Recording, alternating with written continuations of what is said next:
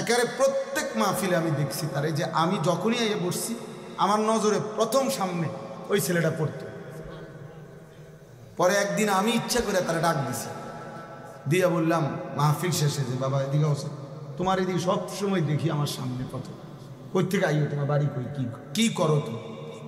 ছেলেটা বলতেছে যে আমার বাড়ি বানিয়াচং, শায়েস্তাগঞ্জ, বানিয়াচং, বাংলাদেশের সবচেয়ে বড় গ্রামের নাম হলো বানিয়াচং। পরে হে কইল যে হুজুর আমি ঘাস কাটি, মানে ঘাস কাইটা ঘাস বিক্রি করি, এই আমার এই সামান্য কাজ, আমার আর কিছু নেই। তাই বললাম তুমি সব মাহফিলে আসো কেমনে, তাহলে ঘাস কাটো সারাদিনে কষ্ট করে, এই গাড়ি ভাড়াটা কেমনে পাও? তো বলতেছে হুজুর আমি যখনই কোনো পোস্টার দেখি আপনার, তো আমি এই 10 টাকা 5 টাকা 2 টাকা জমাই, ওই কয়েকদিনের ঘাসের টাকা ওইটা মিলাইয়া তো এরপরে আসি ওয়াজ শুনতে, আবার যাই, ফিরে যাই। তাই বললাম মাশাআল্লাহ। তো আরো 2-1 লাইন কথা বললে কইলাম আচ্ছা ঠিক আছে বাবা, আর কিছু কইবানি? ওই ছেলেরে আমি এমনি বলছি, ওই বললো যে হুজুর আমার একটা স্বপ্ন আছে, জীবনের আশা আছে।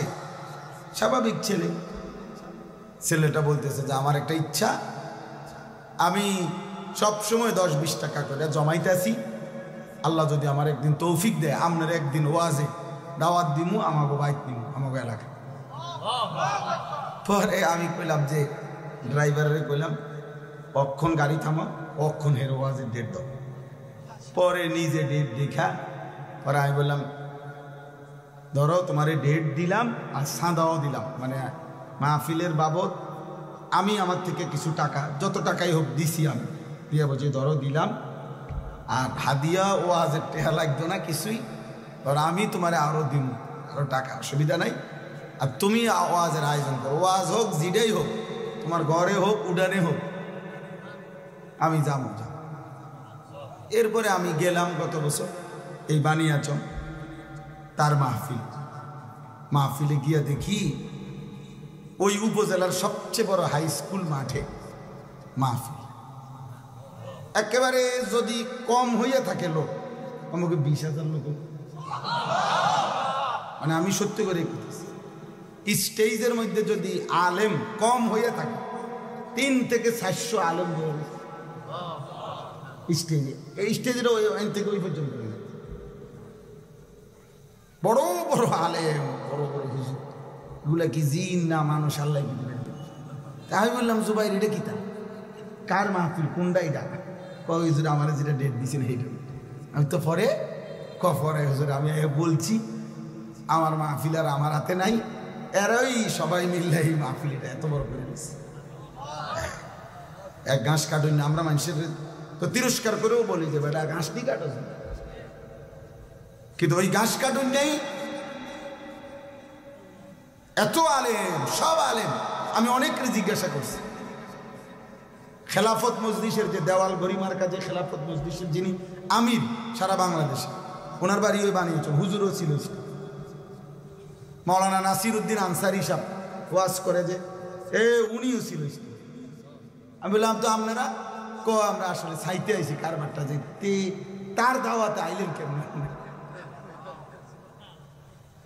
তা এই জন্য বলার উদ্দেশ্য হইটা, প্রিয় ভাই, কিশোর নওজোয়ান সোহবত সান্নিধ্য, এই আসা যাওয়া নজর, এর বরকত আছে, এর বরকত আছে।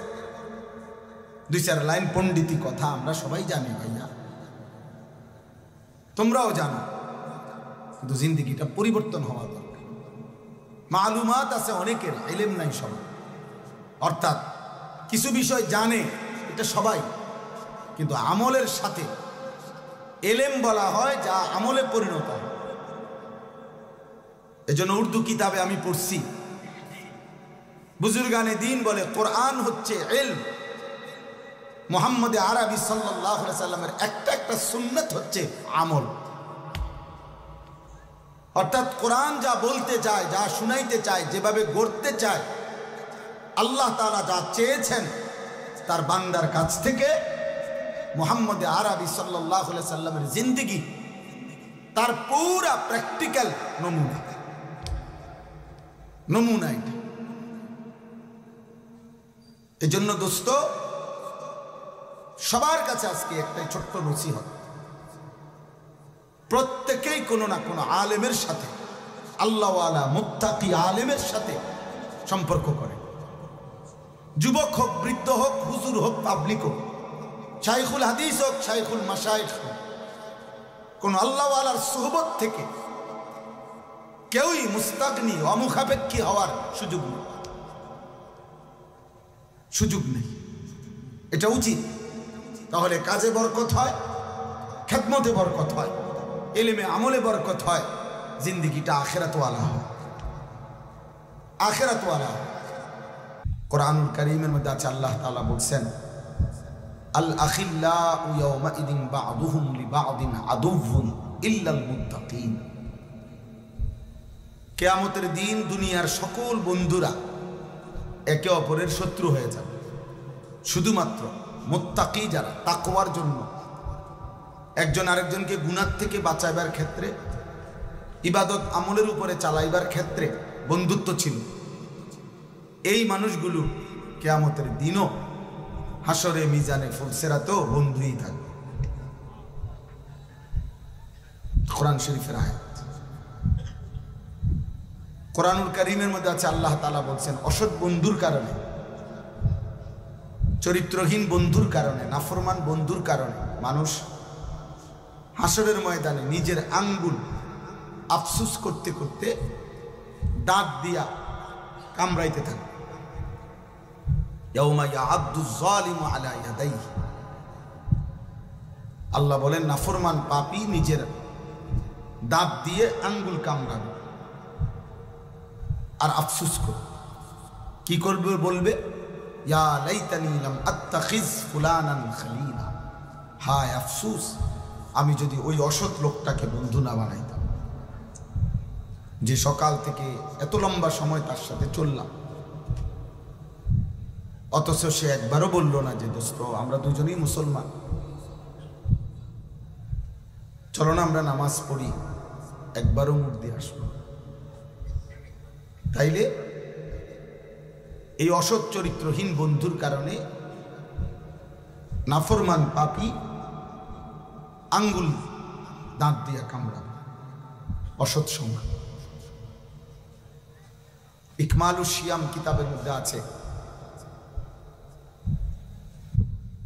এই সোহবত, সান্নিধ্য, কোনো জায়গার মধ্যে যদি পায়খানা লাগে, একটু পায়খানাই লাগছে কোনখান থেকে, এটা দুর্গন্ধ শুধু ওই জায়গাটাতে না, বরং বাতাসের মধ্যে পর্যন্ত দুর্গন্ধ ছড়িয়ে যায়, ফলে অন্য মানুষ নাকে লাগে দুর্গন্ধ। মানুষ তখন বলে, কিরে এখানে কোথাও দুর্গন্ধ।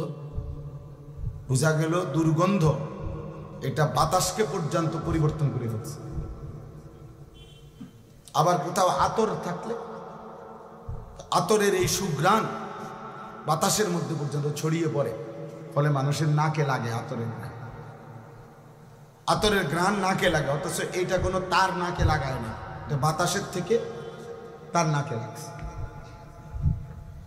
এই জন্য সোহবত, সান্নিধ্য, ভালো কিংবা মন্দ, এটা আবহাওয়ার মধ্যে পর্যন্ত আসর করে, প্রভাব বিস্তার করে। এই জন্য দোস্ত, এটা খুব জরুরি, সান্নিধ্য, আল্লাহ ওয়ালাদের সোহবত, নেককার মানুষের সামনে। আমাদের খুলনার হজরত, বাংলাদেশের একজন বড় বুজুর্গ, হজরত মাওলানা মুফতি নুরুল আমিন সাহেব, করাচি হজরত কুতবে আলম আরিফ বিল্লাহ হজরত মাওলানা শাহ হাকিম মোহাম্মদ আখতার রহমতুল্লাহ আলাইহি, উনার খলিফা। হজরত বলছেন, প্রত্যেকটা মুসলমানের উচিত কমপক্ষে নিজ নিজ মহল্লা ইমাম, মুয়াজ্জিন, যারা সত্যিকার তাকওয়ার সাথে আল্লাহর ঘরের খেদমত করে, নিঃসন্দেহে তারা আল্লাহওয়ালা। হযরত বলেন, ওই মহল্লার মানুষের উচিত ওনাদের সাথে হলেও ওনাদের সান্নিধ্য, সোহবত, সাহচর্য গ্রহণ করা, ওনাদের কাছে হলেও কিছুক্ষণ বসা। হোক তিনি ইমাম, সব হুজুর রে, সব আলেম রে, সব বক্তারে সবাই চিনতে হবে সারা বাংলাদেশ, এটা কোনো জরুরি।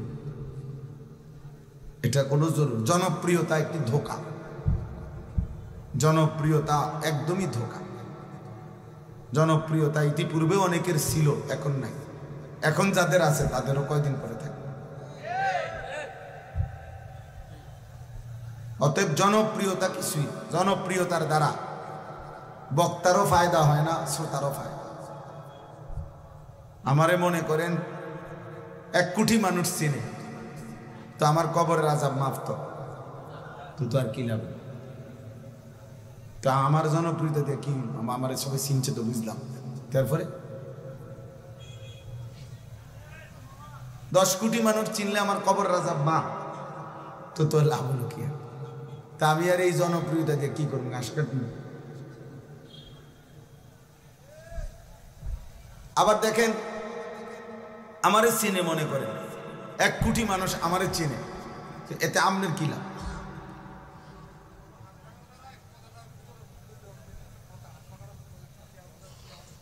বুঝছেন? থাক, ঠিক আছে, মাশাআল্লাহ, জাযাকাল্লাহ। মানে এখন আমারে মনে করেন 1 কোটি মানুষ চিনে, এতে আমনের কি লাভ? চিনে আমারে না, তো আমনে লাফান কি? বুঝেন নাই কথা? তো চিনে আমারে সব মানুষ, কবরের আযাব মাফ হবে আমনে, কথা বলে না কেন? তো তাইলে বক্তার কি লাভ, শ্রোতার কি লাভ? ঈমান আমলের ভিত্তিতে, তাকওয়ার ভিত্তিতে বক্তারও লাভ, শ্রোতারও লাভ। সেজদা দিলে আমারও লাভ, আপনাদেরও লাভ। গুনাহ থেকে বাঁচলে আমারও লাভ, আপনাদেরও লাভ। আল্লাহ তাআলার গোলামি হুকুমের উপরে থাকলে আমারও লাভ, আপনাদের। এজন্য আউলিয়া কেরাম, বুজুর্গানে দ্বীন সর্বযুগে যখন আল্লাহর কথা বলতেন, তো বলতেন উসিকুম ওয়া ইয়া, যে এই কথাগুলো আপনাদেরকেও বলছি, নিজেকেও বলছি। এই দিন, এই শরীয়ত, এই ইসলাম, এই কোরআন, এই সুন্নাহ, নবীজির তরিকা, সব আমার জন্য, আপনাদের জন্য নাকি? আমাদের সবার জন্য না? সবার জন্য। এই জন্য দোস্ত বললাম, আমার কথা হলো এই সুহবত, উলামায়ে কেরামের সান্নিধ্য, চোখের এই নজর, মানে শুধু চোখ বলতে এটার অর্থ হইল যে মানে চোখে চোখে আসা যাওয়া করা। যেন এই পরিমাণ একজন আলেমের কাছে, তোমরা কিশোর যুবক, তোমাদেরকে বলি ভাই, এই পরিমাণ কোনো আলেমে দ্বীনের কাছে আসা যাওয়া করবা, দেখা সাক্ষাৎ হলো, কথা শুনলা, একটা কথা শুনলা, যেন তোমারে দেখলেই চিনে, দেখলেই চিনে। এই দেখার দ্বারা, চিনার দ্বারা, এই নজরের বরকতে ইনশাআল্লাহ ধীরে ধীরে তোমার মধ্যে আমলের জজবা আসবে, গুনাহ ছেড়ে দেওয়ার মানসিকতা আসবে। হঠাৎ সবার সাথে শূন্য চলে গেলে, আর কোনোদিন কোনো আলেম, ইমাম, দিনদার কারোর সাথে কোনো সম্পর্ক নাই, আবার ওই গুনার পরিবেশ, আবার ওই বন্ধুদের আড্ডা, মোবাইলের আড্ডায়, তা আবার এলোমেলো হয়ে যায়। এজন্য একজন আলেমের সাথে, আমার শায়েখ আল্লামা মুফতি মুশতাকুর নবী কাসেমী হযরত এটা বলে সবসময়, যে কোনো একজন আলেমের সাথে কমপক্ষে এভাবে সম্পর্ক রাখা উচিত যেন হাসরের ময়দানে উনি দেখলে আমাদের চিনে। এই পরিমাণ আসা যাওয়া করছে, যেন লক্ষ মানুষের সামনে ভিড়ে থাকলেও এই যে আমার পরিচিত, আমার মহব্বতের,